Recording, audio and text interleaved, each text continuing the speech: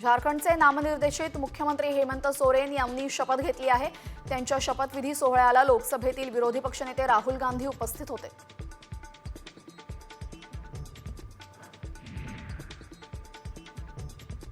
ईव्हीएमच्या मुद्द्यावर मनसे अध्यक्ष राज ठाकरे महाविकास आघाडीला साथ देणार नाहीत, ते स्वतंत्र लढाई लढतील असं मनसे नेते बाबू वाघस्कर यांनी म्हटलंय।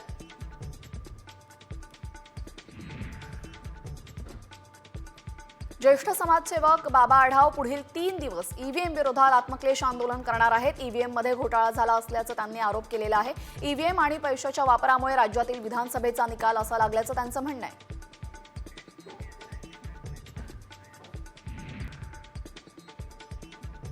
यावेळी संसदेच्या बाहेर प्रियंका आणि राहुल गांधी यांच्यातील नात्यातला ओलावा पाहायला मिळाला। प्रियंका संसदेच्या बाहेर येताच राहुल गांधींनी प्रियंका गांधींसोबत सेल्फी काढत अभिनंदन केलं।